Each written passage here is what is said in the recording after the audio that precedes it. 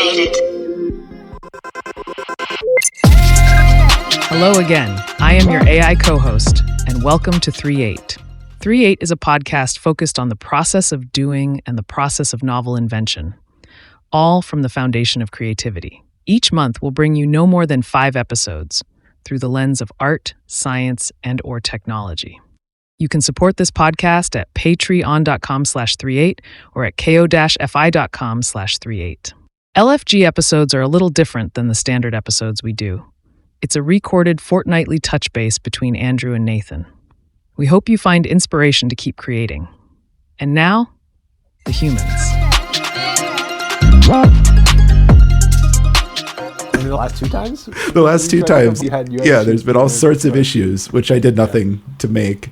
And now I did nothing to solve them. I just tried to do one of these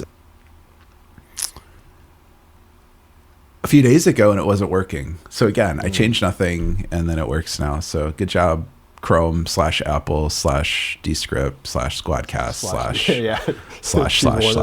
/ one of the things in the stack, and give them the credit that they deserve. No, I take all the credit. I'm brilliant. I'm special. I'm unique. So it's been like, what, 3 weeks? What have you been up to? Where's my headband? Yes. I think this is one of the things that we do talk about a lot is I feel like people don't appreciate the effort that goes into things. It's one of the things where you take a lot of things for granted. So like in building this circuit, right, this thing that I'm building for this headband. Yeah. The theory's fine, right? You look at the theory, okay, this should work. And Yep. you build, so you break it down to the most simple things. And then even when you get to that point, you're like, wait, it's not working the way that you expect it to. Yeah. And then you find out that your measuring tool is broken.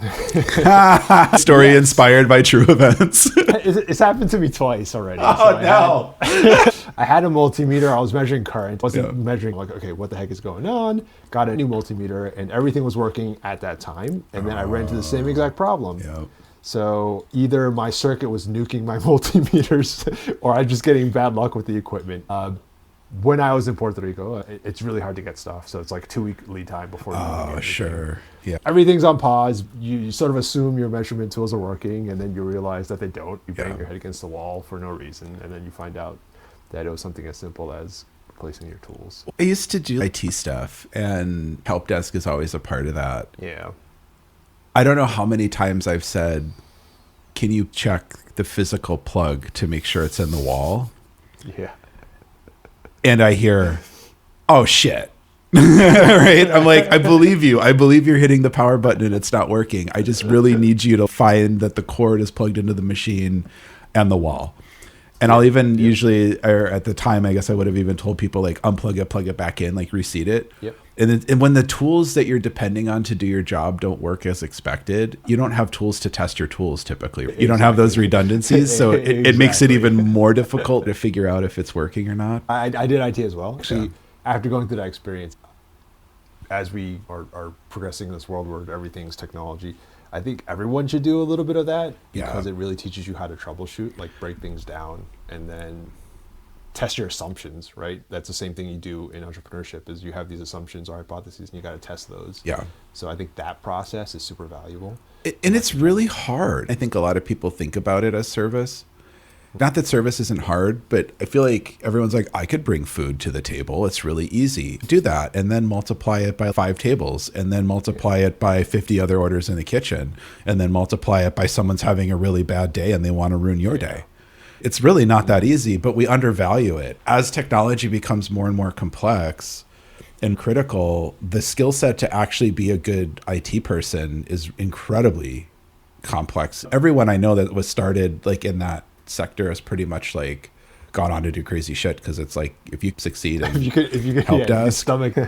But it's become like I've worked in customer support at different levels. I've ran it, I guess, for the record, but like you can't train it. It's a skill set. You have to be curious. You have to also have enough intelligence to recognize like, yes, I can give you a procedure, right? Check the cord at the wall, push the power button. Are the lights on? All this kind of stuff. But it's almost never in the beginning or the end of the chain either. Yeah. The power thing is a surprisingly big thing, but I think a lot of people figure that out now, or they're not afraid of the computer. They're like, oh yeah, I'll plug it in, plug it out. That's fine. But it's almost never simple either, right? The software isn't doing what it works. Rebooting will oftentimes fix a lot of things because you're resetting the state of most stuff, but more and more stuff is persistent now, and it's actually much more complicated to try to do. Caching is everywhere. It's really hard to like... You're using engineering terms. I know. I do this shit. One of the secrets of my success is I cache everything everywhere. Yeah, and then you don't realize that something's being saved in cache, and then you're like, "What?" You're trying to figure out what the problem is, and the cache has been saving you the entire time. And then once you kill the cache, nothing works. Or I killed the cache, and it still is doing what it shouldn't be doing. Yeah, yeah. But no, that's a good point though. Like it. And that's why I keep giving you a hard time. One, because that's what I do. But two, also, like, it hasn't gone away. You're still working on it. You have other stuff in life too. But it's infuriating. Because I think last time we were chatting about it in detail, it was a voltage dip problem. And I was like, have you dismantled the circuit? And you're like, that's what I'm doing next. I mean, the nice thing about this project is it's separable. Like the hardware, in theory, if the hardware works the way it should then, there's a software element to what I'm building in the interim. That's one of the nice things about doing the software and the hardware is you can juggle waiting on a piece of hardware. I suspect you're like me too, where I've been not dealing with stuff for a while and I've been doing other things, but I'm just like, I don't want to do that. And I'm going to go do something else. I've hit the point where I've done everything that I can possibly do. I'm out of ideas. I know this is just going to be frustrating and gritty and I have to do it at some point. I think that's something that I try to find people to talk to about, because I have a lot of things going on at once. I'm sure you have a lot of things going on at once, but part of me is like, I kind of want to focus, but also don't want to focus, because you sort of learn things from other industries, or you play around with something else and it reinvigorates you to work on the stuff that you want to work on. Yeah. But yeah, it is one of the things I want to focus on, like building this neurotech device. At the same time, there are many other things that I also just hop between. Yeah. Well, I think we talked about this before. A lot of people call it like ADD, and maybe it is, but I'm just really curious. I find the older I get, the more I know about stuff. I have a very wide breadth of information that I understand, and I have gone deep in different fields. I might not know a lot about a specific topic, but I know enough about an adjacent field where I can ask a couple questions or, do a couple things and have a pretty good understanding of the context, or enough to either make a point or have a conversation. I just interviewed a climate scientist. Like, I really don't know any, do I know anything about climate? I do. No, you do. We've talked about it before, But, we talk about it, and it's a dynamic system, right? Spoiler alert if you haven't listened to it, but it's in the title, I think. And he was talking about breaking down complex dynamics, nonlinear systems. And I was like, we need to unpack that one for folks at home, because I know most people have no idea what those words just entailed. And I gave a couple analogies that were like, I don't know, kind of shaky, but like we got a good, and then he kind of clarified, which was good. But I'm not an expert at all.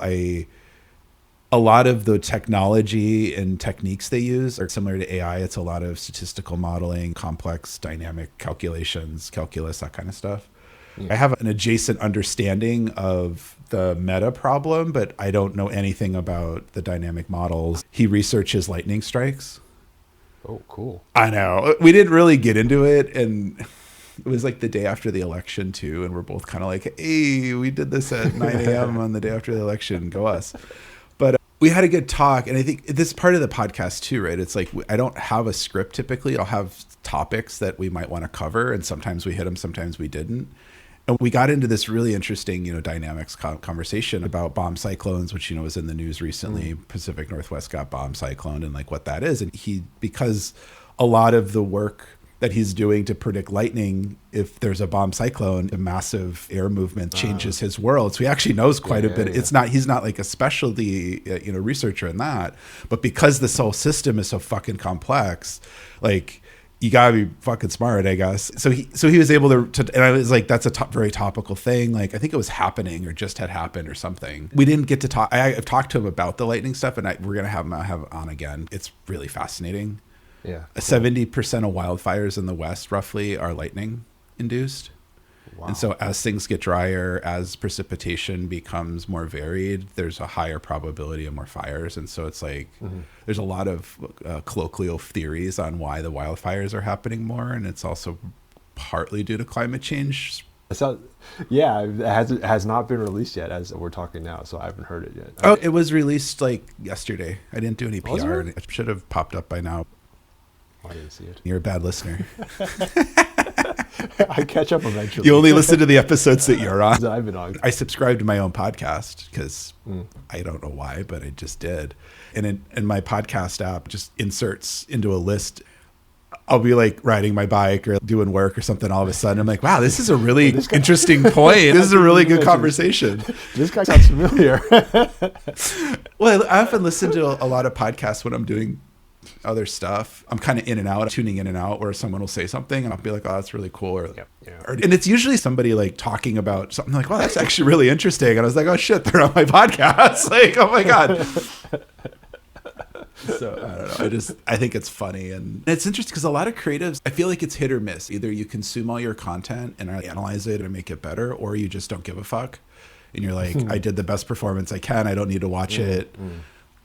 And I don't do it for critique either, but I do critique it because I'll be listening to it and I'll be like, oh yeah, that was a really dumb question, or like too long. Like the one with Dimitri I released, like a lot of the questions I had were more like prolonged statements. But I think it questions that were statements. When I'm doing the podcast, I'm trying to have a conversation with the audience, even though it's a unidirectional thing. Most people know anything about climate change. It's also a polarizing topic. I'll try to lead the narrative a little bit with information, or try to provoke people's thought to try to get them out of the like, oh, the ice is still there, so it's not warmer, those kind of ideas, and try to. And we talk a lot about science communication. I think we've talked about that too. It's also really just fucking hard. I want it to be approachable, but I don't want to dumb it down. There was a couple times where I was trying to give an analogy or break it down. And I think I'm just making this more complicated. Yeah. But I don't know. Do you have particular goals for your, I guess on two levels, per podcast episode versus the series in general? I think in the series in general, we've talked a little bit of it. The idea is to expose people to creativity.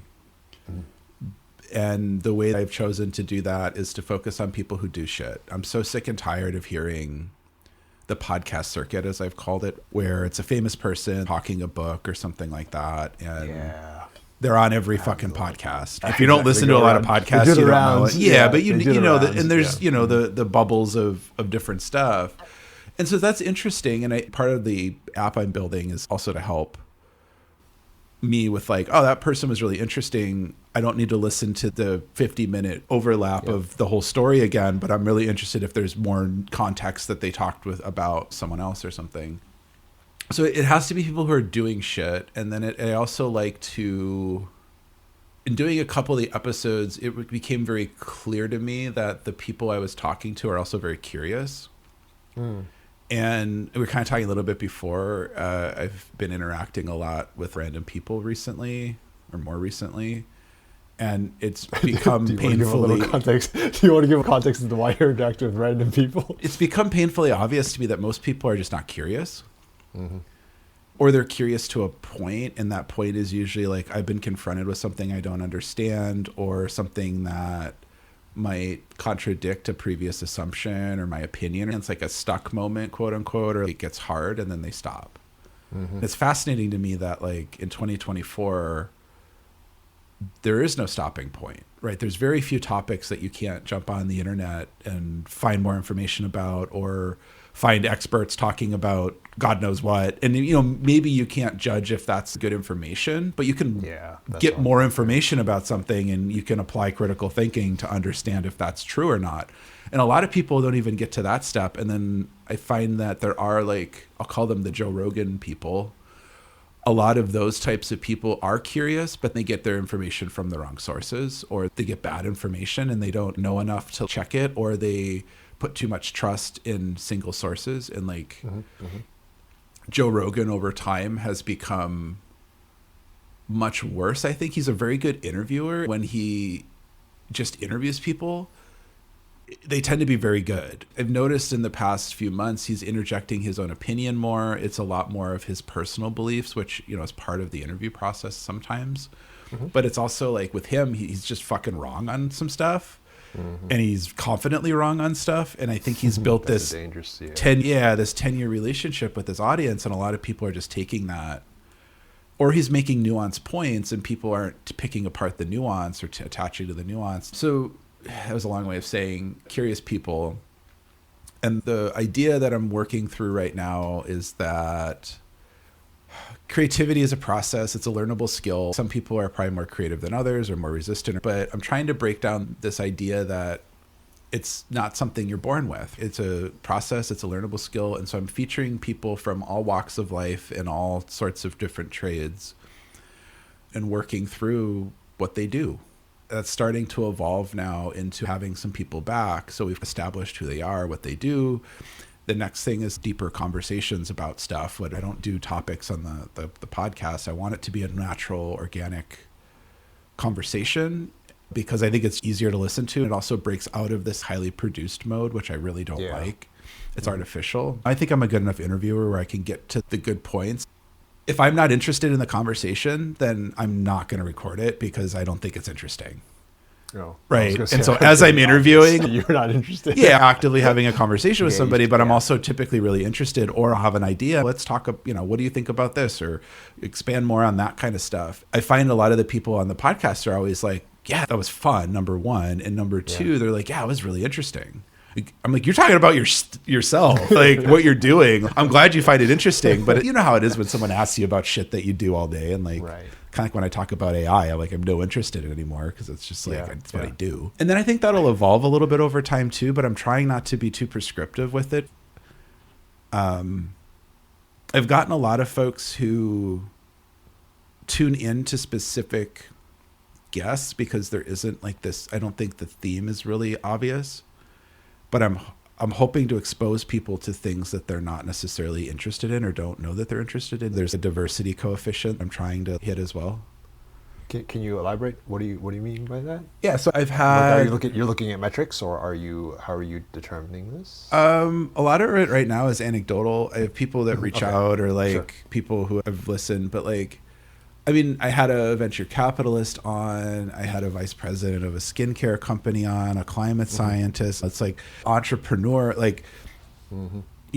whereas most podcasts are like, I talk to startup founders or I talk to famous people hawking books. I don't maybe know who this famous person hawking a book is, but I like the other people who hawk books, so I'll listen to that. Or I'm really interested in startup founders, and so I'm just going to listen. And so it's like a meta context point, I guess, right? It's like creativity prevails all of this. And so I'm trying to do that and also expose people to maybe they've never talked to a climate scientist before. Frankly, most people probably haven't.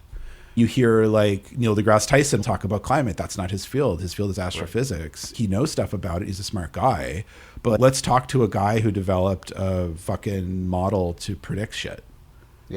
And get his take on stuff, but he's in the field. And I also think that, and this actually probably maybe gets back to your question about, you want to talk about random people stuff, that people have narrowed the context pool in just polite conversation in general, or what people are experienced in, so low that everyone seems to have an opinion on everything now. And I think it comes from social media. I had Thanksgiving last night with some folks, friends of friends, some people I had met in the past, some people I had never met. So kind of a mix of people. A lot of the people there didn't necessarily know each other super well. It was kind of like everybody had some kind of an established web, but it was a very loose web of like relationship. It was, it's fun. And we were just kind of chatting about just random bullshit as you do. And the topic of AI came up over dinner because of course it does. At this time, usually when people ask me what I do, I tell my own AI software company because I do. And that's what I do. And I usually clarify that with, I build AI, I don't just use it. So a lot of quote unquote AI companies are just reusing ChatGPT or wrapping it. And I do some of that, but I'm also doing some of not that. And I have built AI in the past. I'm doing it now, but I've been doing this for over 10 years and all throughout the field doing NLP and all this other shit. And anytime someone says AI at this point, I just get triggered because it doesn't fucking mean anything. And it's a massive field in itself that has all sorts of different techniques. And I can't talk about visual recognition to save my life. I know a little bit about it. And I've read some of the Tesla papers, some of the Apple stuff, but I can't talk really intelligently about it, especially what the capabilities are with the emerging. But when it comes to generative AI and classifiers and all this other kind of shit, the things that most people think of when they think of it, I can talk very intelligently on, and I am an expert. And so it comes up and we're kind of talking about stuff. And it wasn't clear to me at the time, but I don't know, people had their opinions, and that's fine. I have my own opinions. And we got to a disagreement, and I said, okay, well, I'm happy to explain to you why I'm right. And that usually makes people mad, but But did you say that explicitly? Yeah, I did. And that could be, I can see you saying that. And I frankly don't care, because there's so much misinformation in our world today. I will not stand for it. If I know factually and objectively and empirically something is wrong, I'm going to confront it and provide evidence. If you don't want to hear it, that's your problem. But I'm not going to just let shit that I know about go unabided. And I don't try to weigh in on things I don't know a lot about, or if I don't have a strong opinion. But I'm an AI expert, and what you're saying is just not correct. And I think more importantly, your opinion is unfounded. And that's this problem that I keep seeing in our society with people, is that it's just bullshit. It's not even an opinion. Like like vaccines, controversial topic. You can say vaccines work. You can say vaccines don't. You can point to evidence that vaccines are 99.9% effective against some viruses. You can point to evidence like the flu vaccine that greatly varies depending on the season, the strain, and there's all sorts of reasons for that. It doesn't mean it doesn't work. It just means that you might get a slightly different version of the virus that the vaccine isn't tooled towards. Generally, broadly, even if you're exposed to the flu and if it's a different strain, you're still going to have better time getting over it than if you didn't have any, because of the way immunity works. But also not always. Sometimes you just get hit with the flu really bad. Something that's totally different. Right. And so that's a nuanced point. But then there's like shit where you just make it up, where it's like vaccines are fake. And it's like they're real things. You can talk about efficacy, you can talk about reliability, you can talk about the nuances of different strains and variants, but you can't just say it's fake. Right? It's just not true. And that's the level of discourse we have with a lot of stuff, especially AI. And I know you probably know this too. And it was just a factually incorrect statement. I forget what the exact context was. I was gonna ask. I know. Now I'm super curious. It was about medical decision making, which is something you might know about. Maybe, yeah. And they were talking about how AI will never take a doctor's role because diagnosis is so hard, right? Maybe you have an opinion here or not, but I was like, well, no. I mean, there's been studies done. I just read one. I don't know if you sent it to me or I sent it to you, but it was like 60 or 70% of the symptomology that they ran through the study was better with AI.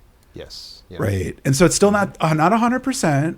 And symptomology of disease is incredibly difficult, and it's also human created. So there might be some flaws in that system too. But my point was, if you can train a person to do it, you can train a machine to do it better. And they're like, no, you can't. And I'm like, no, you actually can. But it's a cost and time and, frankly, a liability of who's going to get the blame if it doesn't work problem.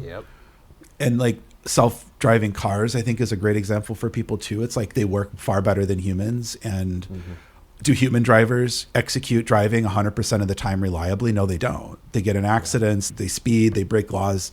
The cars do that too, but it's a much lower percent of the time than people. But we're uncomfortable with this idea of the machine making a decision that I didn't do, because as humans, we think we have a much better understanding about ourselves and other people than we actually do. And that was what I came to realize the next morning, today, of why it was like, humans are better at diagnosis. It kind of depends, but radiology is gone at this point. I would much rather have a machine look at an image than a person. Is there a small percentage of things that a person might do better at? Sure. I'm all for having a person look at it, but they're going to miss way more than a machine will. 100% every time. They had a bad day, they're hungover. Machines don't get hungover, they don't have bad days. And you can understand why it doesn't understand. I think that's the biggest thing with AI. It's like, yeah, maybe it fucks up, but like you can know that it's not confident, and you can have a person look at it, and now you have 99.9% accuracy versus a human's 60 to maybe 80%. And so I was just like, yeah, but there's evidence. I can pull up the paper on my phone. And they were like, no, it's not. And I'm like, okay, I don't know what this person does. I think they work in some sort of research field. Great, you work in a research field. That doesn't make you an expert on medical symptomology. And like, I'm not an expert on it either, but I've actually worked with people, especially during COVID, who were literally the people who defined the way you get diagnosed today. And so I do know a little bit about it. I think we have talked about it before, but the threshold for computer decision making is so much higher than human decision making. And I think that's a good thing. We're a little bit biased being, technologists in general, but I feel like there's something about uncertainty or culpability in decisions that are made by machines that people just don't mesh with. They don't understand. They can't grapple with. I think that's probably the underlying cause, but what I'm seeing is the inability to understand your own bias and limitations. Again, I got a little mad about this, and someone at the table was like, you're getting really intense about it. And I was like, yeah, because it's wrong. I'm an expert in AI. I build AI. I'm telling you it's wrong, and you're telling me it's not. I can show you proof. And they're like, I have ideas. I'm like, I can pull shit up on my phone right now that's going to blow your mind that you didn't think was possible. I actually actively work in this field. And then the conversation kind of faded because everyone got uncomfortable, and I don't really care because, again, like... But this is the absurdity of the situation. Should I have handled it differently? Maybe. But I've also decided at this point that, like, kind of like I was saying, I have no tolerance for just making shit up. If I definitively know something, I will confront it, and we can argue about it all day long. I will trounce you intellectually because I know what the fuck I'm talking about. Yeah. And so as like reflecting on it, I was like, why am I so mad about it? Because I don't give a shit about the diagnosis point or whatever. Let's check back in 3 years and see where we're at. I'm very confident that in 3 years, and then they were making the point about like the human, like how it's such a human personal thing. It's a human, yeah. And I'm like, it's actually not. Human It's really not though. I made the point where I'm like, AI is actually better at interpreting humanity than most humans are. Right? Like sentiment is a really interesting, very easy to do thing. It's been a sentiment analysis has been in AI ML for dozens of years. NLP, It's super simple. It's really, really fucking good, to be honest, because I've actually built and deployed models for this. But that interpersonal, unspoken kind of human connective thing is really hard to interpret for people. People often get it wrong. Like, oh, he looked angry and he wasn't, or she was sad and she wasn't. Robots don't do that. Like they're far better at it than we are.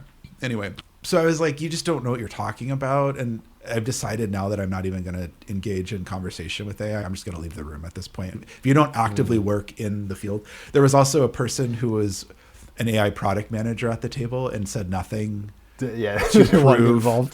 prove that they knew what the fuck they were talking about or even really contribute.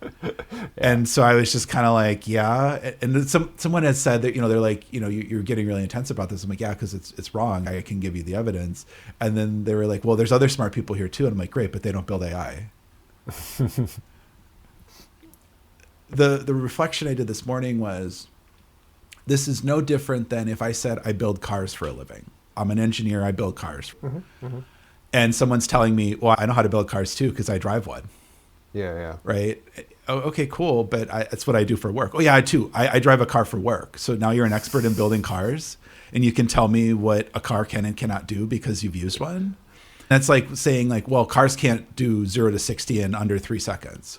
And I'm like, well, actually, I built one that does. You build one that does. And I can show it to you right now. And they're like, no, it can't possibly happen.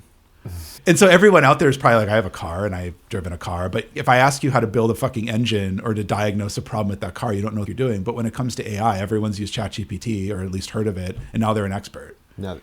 And that's the problem that I had at the time that I didn't internalize or intellectualize at the time. And this is something I'm just seeing. And this happened during COVID. I think I've shared that story too, where I was in a coffee shop and someone was telling me about COVID and they were just wrong. Yeah. And I was like, where did you hear this? They're like, oh, it's on my Instagram stories. And this was early days of COVID where we didn't have a vaccine. We were still masking and irradiating groceries.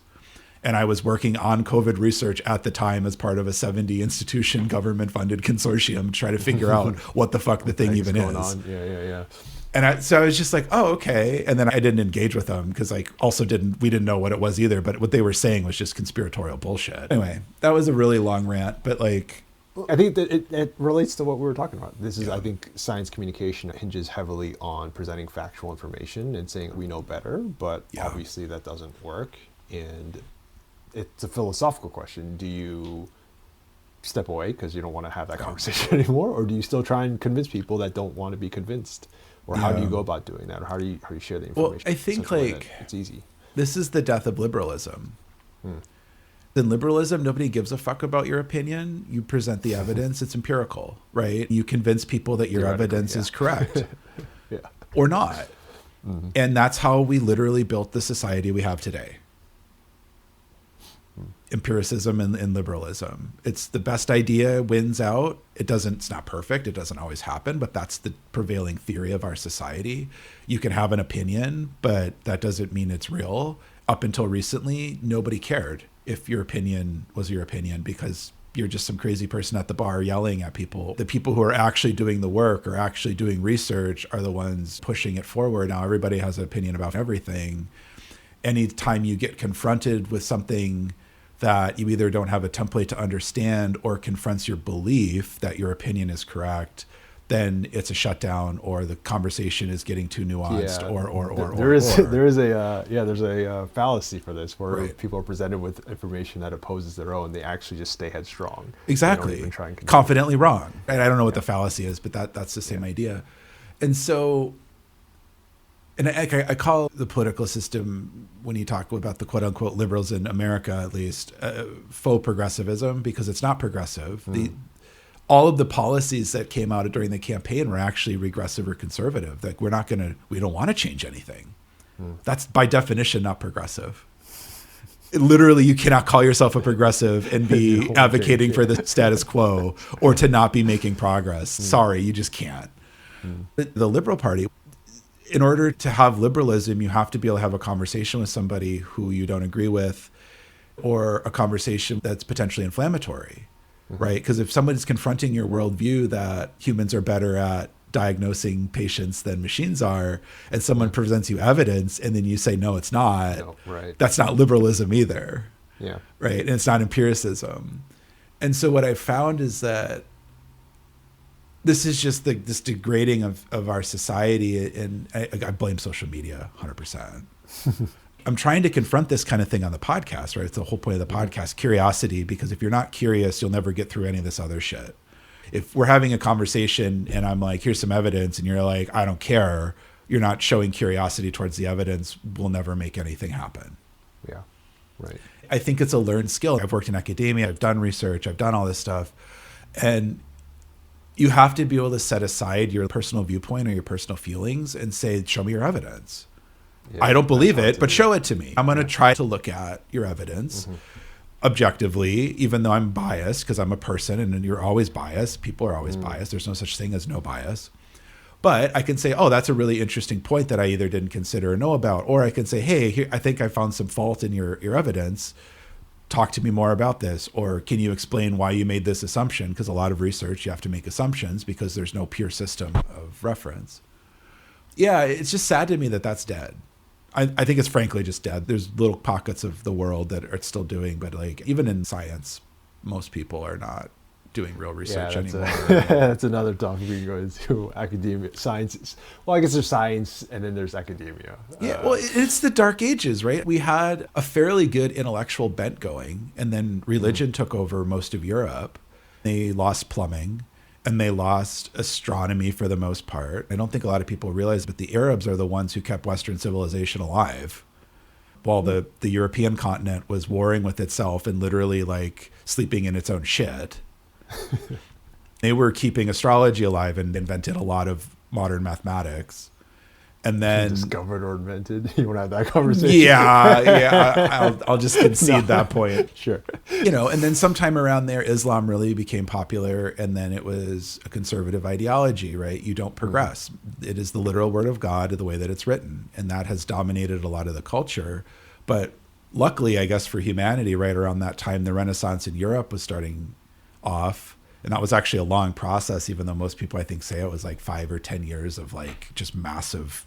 But the leading up to the Renaissance is a fascinating period of time. But that's where liberalism and empiricism really starts to develop, in that I think the world ends at the shore of Spain. Well, I don't. And here's why. Here's my evidence. God says so. You can't disprove God, right? You can believe in God, but there's no evidence to suggest God exists. It's all belief. and that's How fine. many ain'ts fit on the pinhead? Exactly. And that's a belief system. Fine. But we said, no, we're going to prove it out. And we sent a bunch of people into the ocean, and some of them got to land that they thought was Asia. And it turns out it wasn't. There was something else there the whole time, along with a lot of other people. We had no idea, right? And they were like, you're going to fall off the earth because it's flat. And now this idea is coming back already. The way we got out of that was literally empiricism and debate. And then the church was getting involved, saying you can't, contradict God, Galileo, kind of all these ideas. And they're killing people left and right for presenting evidence to the contrary of the belief system. And then they get killed. And then we finally got out of that somehow. The church wanted power and technology fundamentally, and all these smart people are running around doing crazy shit. And they're like, well, let's employ them to like build weapons, is usually how humanity develops. Yeah. And, this actually does work. And then they're able to do their little side project. And then somewhere along the line, the script flipped. And then we decided that we liked technology and progress. We liked people not dying from cowpox. And it's not magic. We've demystified it's not magic because we've documented the process in which we've done it and freely shared it. So like we're doing now in modern time, I built this really cool AI model, but everyone gets to only use it. They don't get to actually see how I did it or understand its process, which is back to magic again, right? Yeah. Anyway, so I think the death of empiricism and liberalism has already happened and or happening, and I'm trying to combat it the best way I can. That's the magic of Western civilization. You can have a crazy idea. You can be heard. You're not going to get killed for it. People might actually give you money to try to prove it or prove you wrong. Yeah. And then we push humanity forward because we're sharing. A lot of the tech community has gotten away from sharing. Open source software is why all of these companies exist now. You name the company, it's because open source. Right. And at a certain point, they stop contributing back to that system and then hold the secrets and again, try to make the magic versus pushing humanity forward. Yeah. And so I've had to start rethinking about how I want to spend my time interacting with people who just clearly don't know what the fuck they're talking about. And I'm encountering more and more of that. Yeah. No, I mean, I've had my fair share of conversations with people. I do think trying to hold the conversation with those people and being open to their opinions, and then realizing when they are not going to change their opinions. And then I actually don't know what to do from there. I just hear them out. I'm curious how they got to that train of thought. The problem for me, though, is I recognize that pattern because I've either talked to people or heard. Yeah, that, it repeats. Sure. I'm already informed about why they're wrong. And I don't have the patience to sit there and listen to them. I probably should, but that's not who I am. I hear you. Yeah, I mean, it goes back to what I was trying to say before, right? Do you engage with those people, or do you just choose your battles, basically? Yeah. Well, I don't remember. I don't think we've talked about it, but there was a pretty good paper written on deprogramming cults. No, and there was a book written about it. Forget what her name was. Anyway, it was like basically, what's the science of deprogramming people? Is it possible? Jury's out. But the technique is to not provide them evidence. I could see that making sense in some scenarios. Because a lot of people will just re-entrench, right? The Earth isn't flat. Here's a picture of the Earth from space. Well, it's clearly manufactured. Yeah. Right.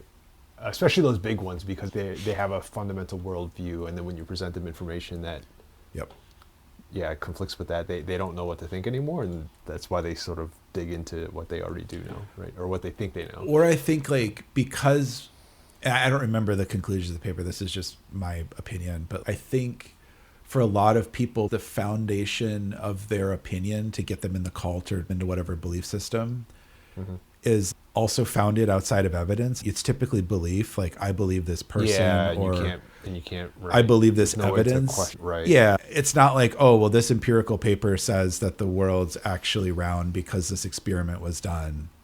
Oh, this other paper that said it was flat or this other evidence that says it's flat is now invalidated. I believe the Earth is flat. Well, here's evidence to the contrary. Yeah, but I believe the Earth is flat. Yeah. I believe God exists. Prove it. Well, you can't. but I believe God exists. It's like, okay, you can believe that, but that doesn't mean it's true. And a lot of people, it's like, and that's, I think, a human thing. Yeah. And I'll hear science is like, oh, you have to believe in science. Well, you do to some extent. You have to believe that the process of empiricism will create the most objective truth that a human can do. It's never going to be perfect. There's always going to be problems with it, but that's the best system that we've devised. And you have to believe that that system is the best system. And if it's not, according to that system, then propose a different system, right? Propose a way to improve it. And it's made, there's lots of improvement. The scientific method, identify a question or a topic or an area of research, identify a question, which we call a hypothesis, develop a way to test it, understand the conclusion. It's basics. There's other steps that you can add or subtract, but that's evolved quite a bit over time. I think the more and more I find is I have less and less interest engaging with people who are unserious or not good at what they do. And that sounds really elitist, but it's also like, you don't know what you're talking about and you have a very strong opinion in something, then you were not. And if it's like something like AI in this example, like I do this literally for a living. I've done this for a very long time. I know exactly what I'm talking about. I'm not going to engage. And then I have to start thinking about what else don't you know about that I don't know more about? You know what I mean? This is the news problem I have. I think we talked about this. Every time an AI story comes on, I'm like, this isn't reality. Yeah. And what is all the other shit that I'm hearing about that I don't know as much about or anything maybe? I can't trust you on this that I'm an expert in. What else can't I trust you on? And so I've kind of applied that model to people, for better or worse. For better or worse, that's a good way to end it there. Segue though, but like we were chatting last time, and I was listening because it came up in my feed, and I'm like, oh shit, yeah, we did record a thing. But one thing we said last time, I didn't even use AI for this. This was like natural organic human intelligence, which is why I have to reference the notes that I made. We were chatting about where I was moving or something. I don't remember. Yeah. You were thinking about going somewhere and figured out where yet. How do I know what to do? Where do I want to live? And what criteria? I remember you saying we should talk about that again.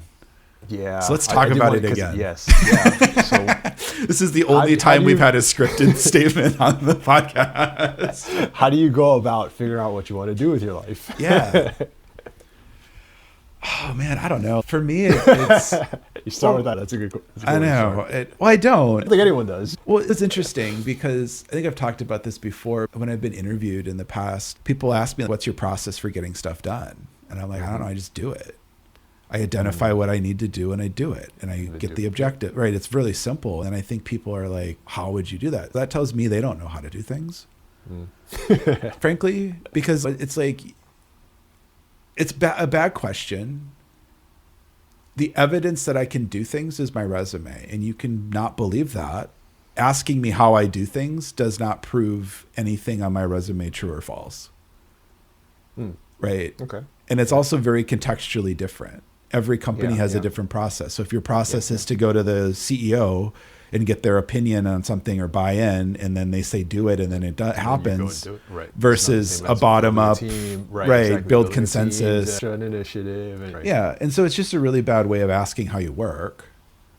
And I think there's better ways to get that out.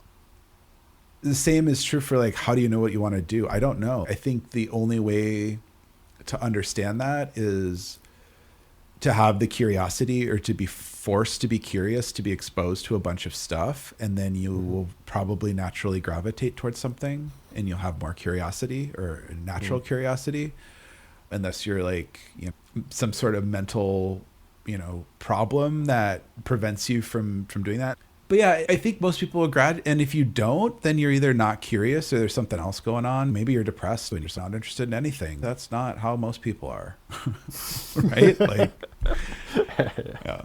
And that's where I think, yeah, right. And everybody's been, like, I think part of mental illness too is everybody gets depressed sometimes. There's not one person on planet Earth who's never been depressed. That's human. But most people get over it or get undepressed, deal with it by themselves or with the help of friends, or you don't need medical intervention. It's when your depression, you can't get through it, or your brain chemistry is different than the typical person and it's just, you can't shake it, so you need some other sort of intervention. That's when it becomes like a medical condition. This might be a little off topic, but I don't know that people know, but you did get into mental health for a bit. And I actually don't know your story. How did you end up in that space? You were working with TMS, transcranial magnetic stimulation, right? Or devices that do TMS? Yeah. Oh, fuck. How did I get in that? I went to school for computer science once upon a time, wasn't learning anything, and decided I'm more interested in people than computers, which is still true. Even though you've chosen not to interact with half the population. Probably over at this point, 3/4. More than half, yeah. For sure.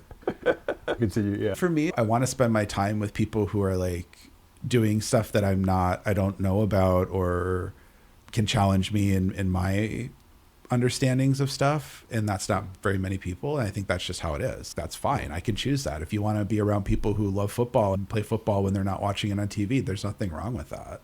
But there's a weird bias of intellectualism. And again, I think that goes back to the death of liberalism and empiricism, because people have a negative reaction to intelligence in our society. And there's some human thing there that I don't quite understand. Do you want intelligence in your society? You want people who are going to have creative problems to making the wood burn when you're cold and wet outside and need to eat. But at the same time, we've developed this weird aversion to it as well. And maybe that's just a self-correcting mechanism. We don't want our society to be too smart. So we you gotta push it out. Yeah. I'd love to see some research on that, but you can't do it. For me, intelligence, it's like just learn stuff. Everyone's capable of learning unless you have an intellectual disability, and even then, people who have disabilities can learn shit. It's just in a different way, or not to the extent that other people can do. But it's possible. Very few humans cannot learn. But it also takes work. It's like the sports analogy. I can throw a ball really far and I practice that, and I can run really fast and I practice that. You're developing literal muscle. Well, your brain's kind of a muscle and an analogy. It's super easy in my mind to learn. It's actually really hard to be a good runner or an athlete. But I know people who spend 3 or 4 hours in the gym, and I'm like, I read a book and they're like, oh, you nerd. And it's this weird negative connotation. They have some emotional connection to not being able to do that, or not interested, or whatever the fuck they're, but it's like, I'm not sitting there being like, oh, you work in the gym, you fucking nerd, like. I imagine they had to learn how to work out, right? Exactly. So yeah, so I don't get it, but how did I get into psych? I changed my degree to psych because I just didn't know what to do. Okay. I'm really interested in people, and I had a lot of questions like this, like I'll be interested to kind of study people and understand people more, and like figure out I was really interested in belief. I'm still really interested in belief because I don't know if I deprogram myself, but like I understand why people believe, but I also don't understand why, if you give somebody evidence to the contrary, that's what I would consider obvious, that they just ignore it. So yeah, I started doing that, and then I figured out very quickly that that's not a viable career. It's not.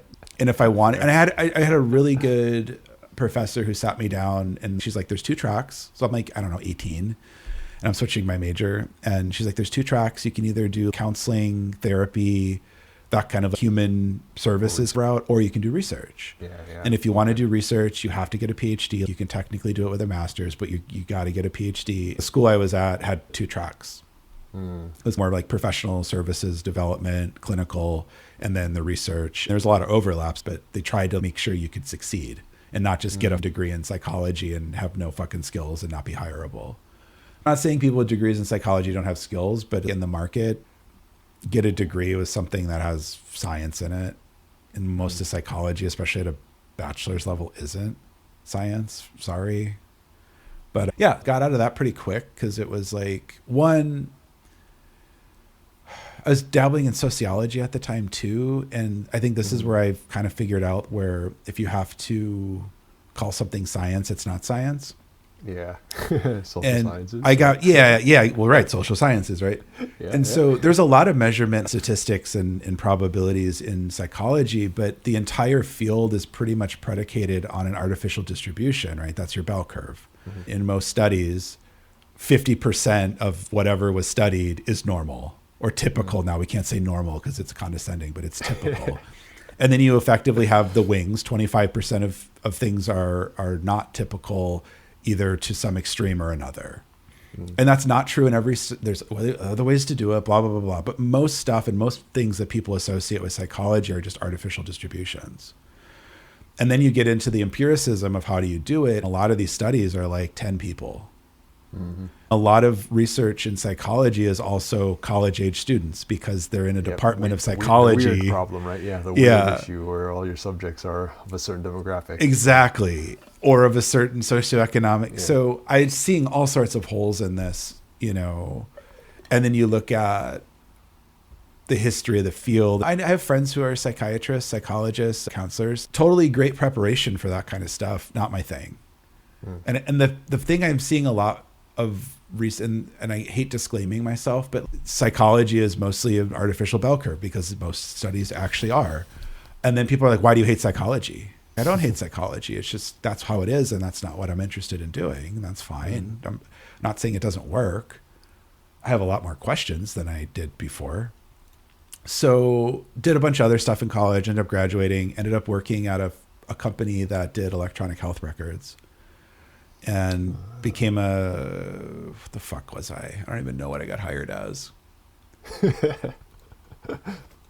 I did consulting. I ended up becoming an architect and designing systems, integrations to other systems, how the data flows, all that kind of stuff.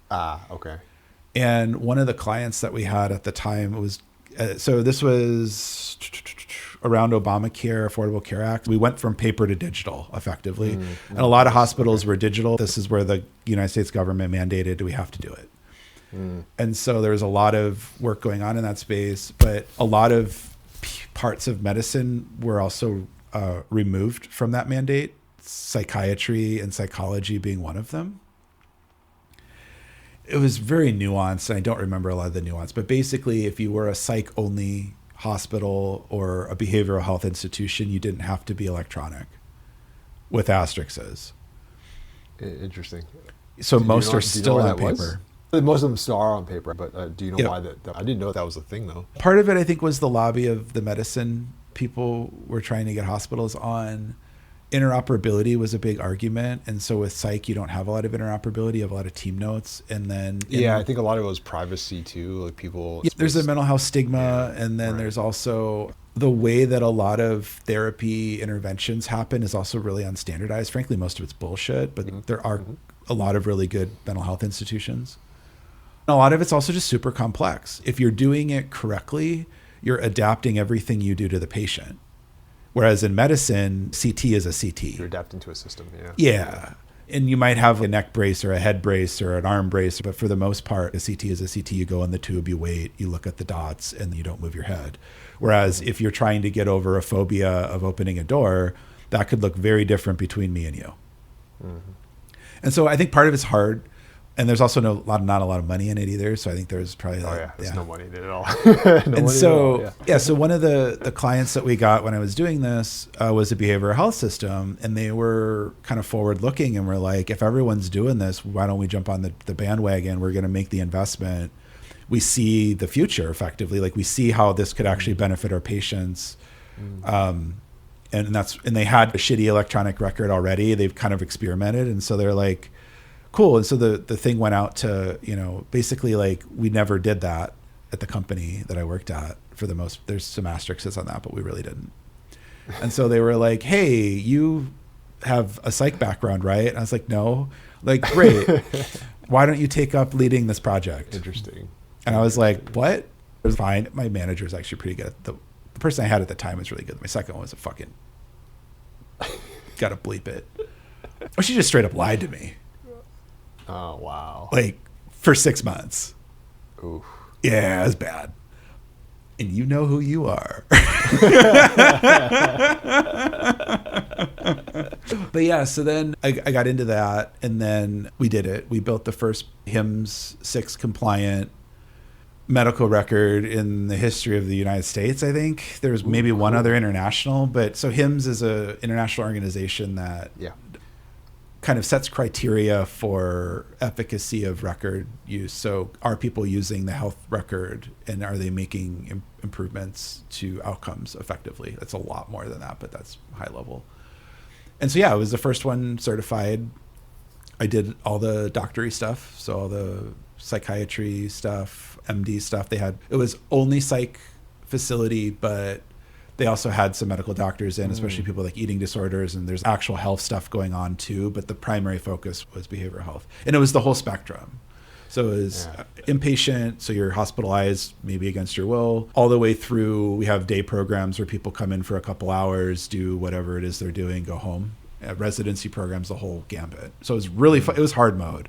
Like most hospitals or institutions specialize in one of those segments, and they did the full suite. Granted, like they had, I would say, a specialty in a couple of the areas, and they did the other well, to their credit. It was unusual too, and it was also a national system, and it was a lot of complexities. It was a lot of fun.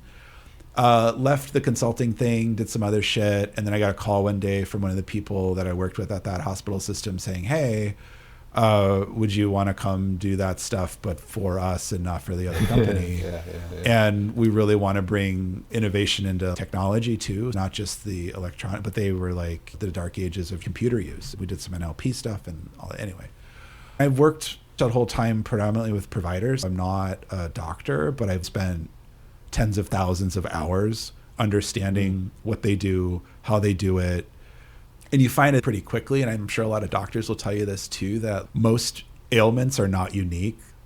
If you don't feel well, there's a handful of things that it typically is. You have a virus, you have a bacterial infection, you didn't sleep well, and maybe you're a little depressed or something, but you probably don't have lupus. Right. Most medical problems are not typically serious or require a high degree of specialty, although as we're advancing testing, we're finding more stuff earlier and earlier. Most people will tell you there's a pretty strong pattern to most medicine. And then there's the edge cases. That's where like specialists and doctors, like that's the training, right? It's like, can you recognize kind of the generalized treatment? Learning that, ins and outs. There's a lot of knowledge that goes behind that too. I'm not trying to minimize it, but are you a doctor or are you a good doctor is being able to recognize when the pattern doesn't make sense or when you can't recognize the pattern and being like, okay, now we're in some other kind of thing. So I talk about this stuff with relative authority. I've also done human subjects research, which is research on people. Yeah. So I know how to do that, a lot of the ins and outs of that kind of stuff. I'm not a doctor, but I always joke that I could play one on TV. Yeah. And I could, frankly. And a lot of the people I was working with, especially towards the end of my career, is like, well, where'd you go to medical school? I'm like, I didn't. And they're like, seriously? I'm like, yeah. And they're like, but you know what you're talking about. I'm like, well, I've had a lot of good, teachers along the way. You would never want me to treat you.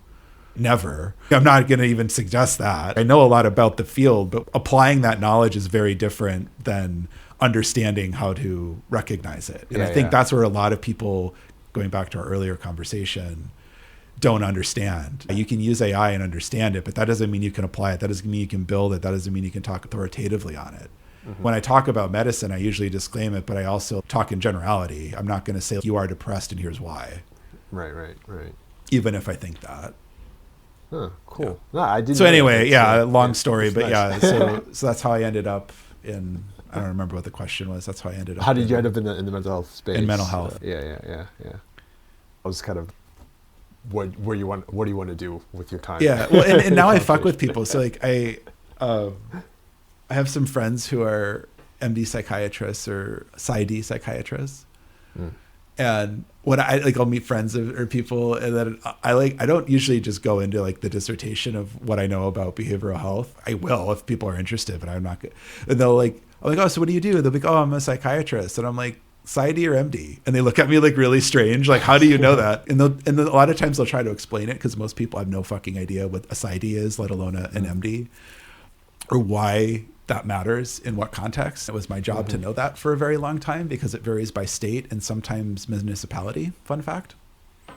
I didn't know about on the prescription privileges by municipality is fun. Oh, wow. That's crazy. Yeah, buddy. Especially when you're in a tri-state area and it varies by county in your municipality of South Carolina, let's just say, hypothetically. Wow. The hospital is on the border of the county and the city crosses to the other county, and you might literally be in a different building and have different prescribing practices. Yeah, just by a building. Isn't that fun? I think they fixed it now, but at the time it was very painful. Yeah. Wow. I actually would not be surprised if it wasn't fixed. I remember at the time they were passing laws to try to make it better, and that was also around opioid surveillance was a big thing, and that was before it was big nationally. Sure. But that area was having a huge problem because people would come from West Virginia, Carolinas, Georgia, like, you know, everything was in like a couple hour. And they were seeing that problem anecdotally and trying to combat it by changing the regulations for prescribing, period, and making it more clear and uniform. So I think they probably did, but at the time, and this was probably 10 years ago now, so it's a while ago. But anyway, yeah. So what's the story? I'm curious. Yeah, I'm curious about a lot of shit, and I do a lot of shit, and I've done a lot of shit. And I do that by mostly saying yes to things I'm interested in. I swore off healthcare, and then I got a call from someone being like, hey, do you want to come work for a national behavioral health system doing like technology innovation? Oh. And I was like, no. Depends on what it is, right? What's the JD, which doesn't describe anything of what you're I built my own, but I was like, no. And then we were kind of chatting about it, and the person was like, you know, get some good points. And I was like, okay. I was done with what I was working on at the time anyway. I was ready to transition. And so it also came at a good point, but yeah, I have another story about that I can maybe share in a couple weeks. Next time we talk. Yeah, right. So yeah, it's having curiosity. I think it's also saying yes to shit.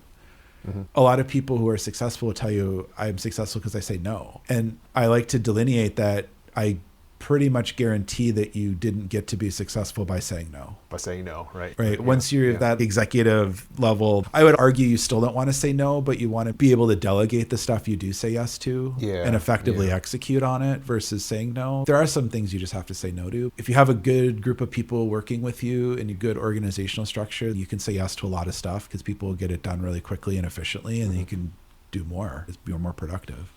Yeah. So I say yes to a lot of stuff, and I also manage my time pretty well. It's like when I say yes to stuff, you're human, right? Well, it could be AI. You don't know. I think Derek Sivers. Are you familiar with him? Yes, I know Derek Sivers. Yeah. He's a very interesting character.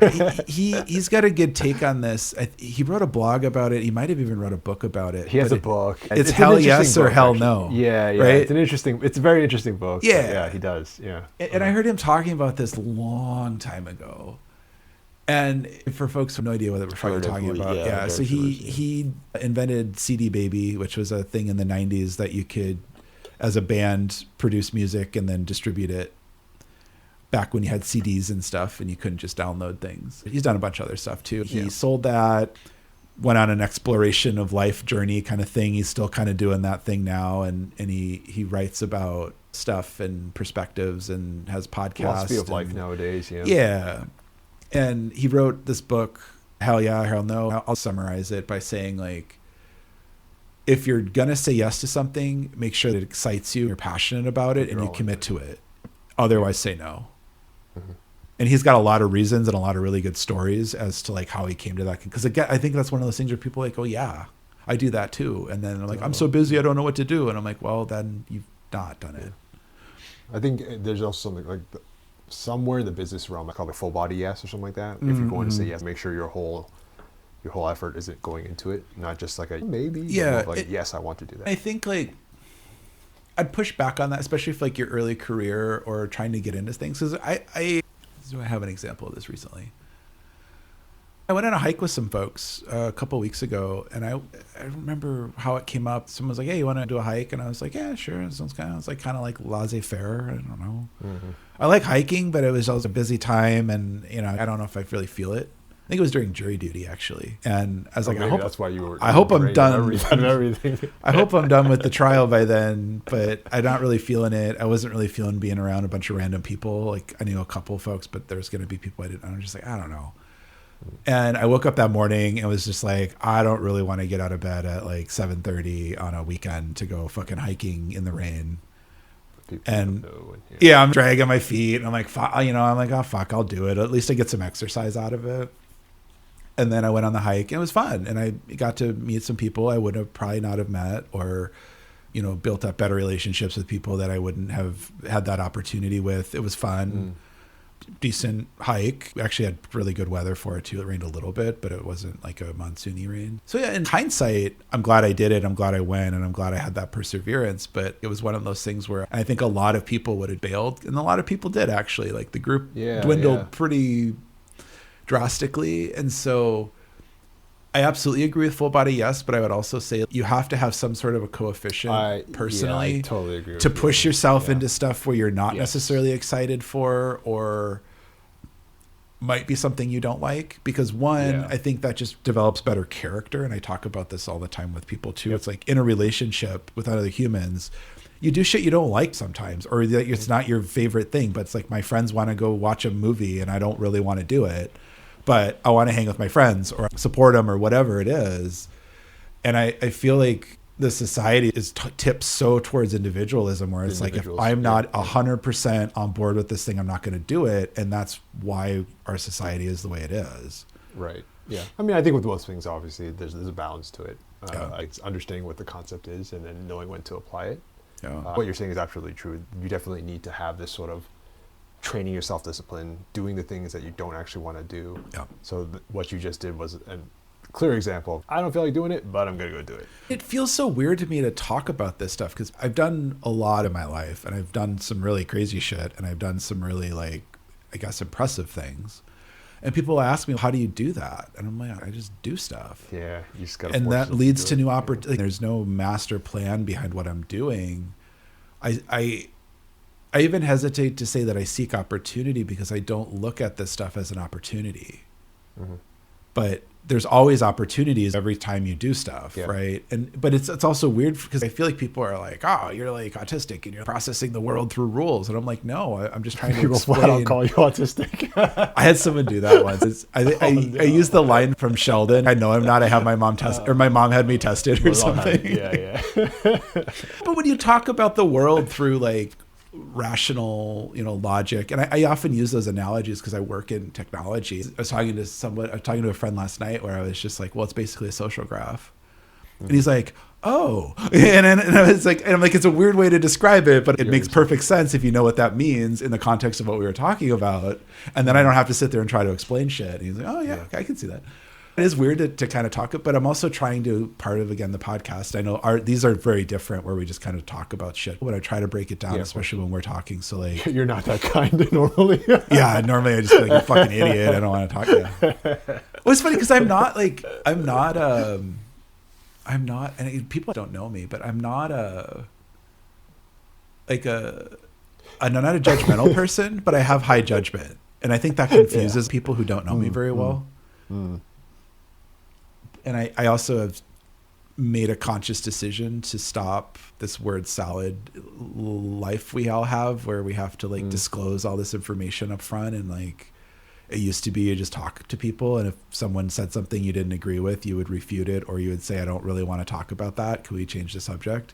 And then most reasonable people would be like, oh, sure, sorry. Okay, sure, right. We don't do that anymore. And so I'm trying to no, people, you can just state that you don't want to talk about something, or you're uncomfortable, or just change the subject abruptly, which is what a lot of people do, which is really awkward, but hey, it works, I guess. All right. Do you have any thoughts on, I feel like I'm just rambling today. Well, I mean, I think the whole point was what you were going to do next, but I will throw in there really quickly. We'll get there. Yeah, we'll get to what next. But yeah, how do I decide what I want to do before I do it? I didn't know your story about the mental health stuff, which is interesting. I actually find it very interesting that you go from being you're like, things make way more sense now. Well, no. Yes, I could see it in my head at least. I think I know you fairly well. We've known each other for quite a bit, and we talk quite often. Yeah. But I find it interesting that you go from people, psychology, into that space, and then into the technology space, where it's sort of like the opposite, thinking about computers and AI, and then how that relates to people. And especially now with the whole LLM space and what people think about consciousnesses or whatever. Right. You being able to see both lenses, I think I kind of come from that space too, in some way I relate. And that's why I think I have a more unique perspective on this stuff. A lot of the people who build AI are neuroscience people or physicists. Physicists tend to not have as much human stuff, but neuroscience PhDs are they basically go medical training for a lot of it, right? Because they tend to get a lot of the people thing, but they also tend to be researchers, which is a whole nother classification of people too. Very few people, and that was one of the things where I always wanted to do research. And I set myself up with a liberal arts education, a true liberal arts education, because I was seeing kind of even at the time that the opportunity for that is cross-field research. Like astrophysics is a great example. It's physics and it's astronomy. Astrology, kind of mashed together to create a new field where you either tend to focus on one and then kind of, I don't want to say dabble, but like work on that other piece. Now it's, I think, kind of a field in itself, and you can go get like a astrophysics kind of PhD. But that was where I was like, there's a lot of opportunity to cross fields. And I was really into philosophy as a study of human condition or consciousness. I feel like we've solved it. Metacognition, yeah. Yeah. Okay. Yeah. At a certain point, you can't study a system you're a part of. And self-referential systems. Yeah. And like, so I don't think humans can ever understand humans. I think we can understand human condition, human elements. Everybody has a different perspective. You can come up with new perspectives on it, but fundamentally we get it. And it doesn't make a lot of sense. And that's going back to like trying to understand belief and my fascination with that, because I don't get it. I don't think we ever will. People will have takes on it, or people will say, your brain is wired this way to do this thing. But at the same time, we don't understand, why do I believe in something? Well, it's not evidence, right? It's more, it's a spiritual connection. Well, what is that? Yeah. Is it your brain? Is it your body making up? Like, is it real? Is there a spiritual being that, like, I don't know. I don't think we'll ever know. So that was kind of where, and I think a lot of people, especially now, get really into breadth of knowledge and not depth. So I know a lot of surface level details about stuff. That's fine. But I also have gone very deep on fields, and I'm an expert in a couple different areas, probably. I would claim that. And that's incredibly rare, just even in academia. Like, very few people do multiple PhDs. Very few people get out of their field at all. Computer science-y, AI-y kind of stuff is, I think, becoming, that's where a lot of those kind of people gravitate, because you do need heavy math and then also understanding of systems and that kind of stuff. We used to call it polymath. I've been called a polymath in the past. I was going to say, I think there's this, I don't know how broad of a concept or how much this concept is taken off, but this idea of this neo-generalist, where we're in this age now with so much information accessible to us. You're actually much better off knowing a little bit about a lot, but having the capability to go deep if you needed to. So knowing how to search this information, knowing how to learn it. I learn very quickly. And I don't know if that's biological or just because I've built the muscle, but I can dive into stuff very quickly, get it very quickly. And again, kind of like we were saying, have a pretty good high level understanding of how something works. And again, you don't want me to be your doctor. You don't want me to operate on you, but I can help people who do that, make them better. That's what I did. It's a weird skill set, especially for medicine. They're kind of trained to have the confidence to be like, I know everything. Yeah. And that's changing a little bit, but so it's really interesting to work in those fields. When I know something, I know it, and I don't care, because I've spent a lot of time working with individuals where you are the authority on this and you do fucking know, or you don't know, and you're like referring somebody to something else because you're like, I absolutely know nothing about this other than I think you have it, and this other person will be able to tell you more. Yeah. Because that's a confidence thing too, right? You have to trust the system and trust the people. So yeah. If I may plant an idea in your head to think about for what you want to work, particularly in business contexts, right? Like, what do you do to encourage basically everything you're talking about here in this podcast, but have that be adopted by companies, businesses, and ideally they do good work with it, right? I think that's where your heart is, where my heart is. I've thought about this idea a lot for myself, is this idea of this innovation lab where you have enough of the breadth of knowledge to know what people are talking about, or if they come up with a problem, knowing how to solve it in a certain way. Building the proof of concept, the prototype, the MVP, whatever, to get the idea across, and then helping that scale out. I think there's a lot we can do in this with the technology that we have that just hasn't been realized.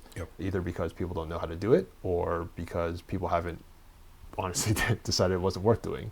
But given the broad interests that you have, given the broad interests that I have, there are lots of things that would be super cool to kind of just play around with and build things out and see where it goes, or ideally take it somewhere.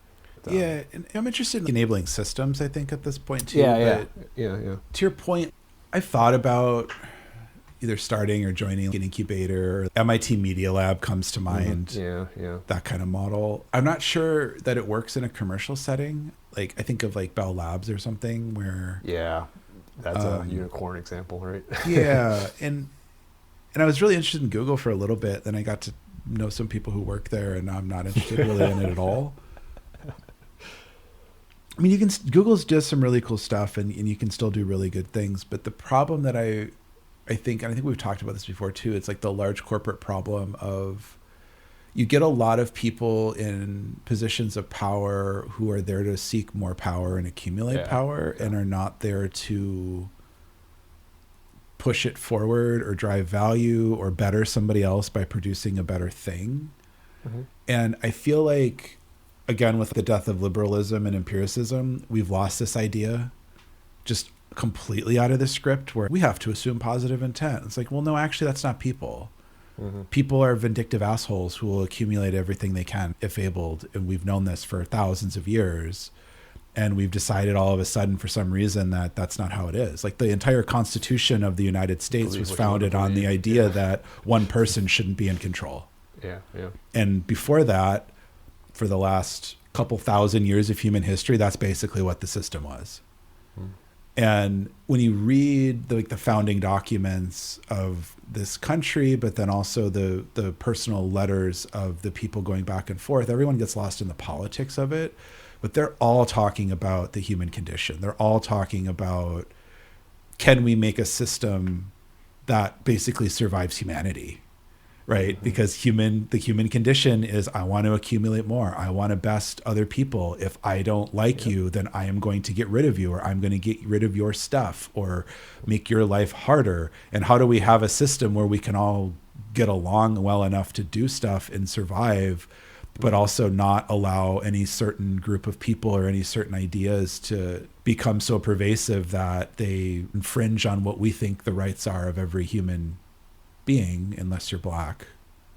Gotta throw that one in there. The reasons of that too are also very interesting. Like slavery, if you read the personal diaries of a lot of these people, they kind of believe it. I think that all humans are actually equal, but then they understand the politicization of chattel slavery and all this stuff, and they're just kind of like, also they're also benefiting from it. So why would you remove something that you're benefiting from? At the time, there wasn't technology. You had to have a bunch of people, so you either paid a bunch of people or you captured them and made them work for free. This is interesting. You're foreshadowing something, I think. I'm excited for our next talk. But I think we've lost that script on how to deal with people. And I think I've said this before too, but I would love to bring back the Victorian era morality code of like, if you're spouting your fucking mouth off, someone challenges you to a duel and they're going to cut you or they're going to shoot at you. Right? And the idea there is not that I want to introduce violence into our society, but that really puts a hard limiter on people who say just outrageous shit. And it's not a perfect system. Kind of thing. But if you're going to go around and claim the earth is flat, you're going to get mad about it and say, no, it's challenging you. You're going to really put your life on the line to think that? A lot of people might, but I think a lot more people are going to be like, I don't know if I really believe that strongly. You know, or you're just an asshole. I've said this before too. The assholery has no immediate consequences, and so people get by with it. And then it has long-ranging negative consequences for a lot of people. But you're not going to probably be an asshole if someone might shoot you. Maybe, I don't know, maybe people would still be assholes. I don't think Victorian society was perfect by any means. But I think we've lost that influence of the greater good with the individual. Whereas America's always been a very individualistic, self-determinate culture, but we've also shed a lot of the checks on that. And so now we have people who are billionaires running the government that is totally going to benefit them and not everybody else, but everyone thinks that they're just a benevolent dictator, billionaire. Leviathan, Right. And because they believe him at face value, we've lost this idea that people seek power for power, and the more power that you accumulate, the more you want. Well, that used to be common knowledge. Everybody, you were intellectual or not, right? And like gambling was outlawed for these reasons because it's addictive and you can't stop it. I don't want some Victorian religious theocracy either, but the morality of religion was thrown out in this country a long time ago, and we haven't replaced it with anything. And I think we're seeing a lot of the remnants of that, of well, my morality is what I decide my morality is, and your morality is your morality. Well, that's not really morality because it's just individualized ideas, right? It's what you think. Yeah. So I don't know. I don't want to go back to a system where a bunch of people in robes tell me what to think either, but we have to do something different. I don't know if I have a better idea, but I'm trying to highlight the things that have happened in the past that we no longer do, to hopefully spur somebody, getting a better, because this positive toxicity shit's just, I think it's worse than negative. Yeah, it's been around for a while too. I know, but psychology was a new field. It took off for a little. I think everything's awesome all the time. I think really breaks your brain. Yeah, because it's not, and then you feel bad because you don't feel good. Yeah, and now you've that's one of the criticisms. Right now you've created this system where it's like, well, we didn't agree on dinner at work, and now I feel terrible. Right. And now I'm basically depressed, but I'm not clinically depressed in that I'm still going about my day, but the same circuits in the brain are firing, and I'm having those same feelings or the same physiological fallout. I don't know. Right. Where I want to be though, all of that, like, I don't know where to go at this point. I joke with people that I want to move to San Francisco in like 1998. Yeah. Can't do that anymore.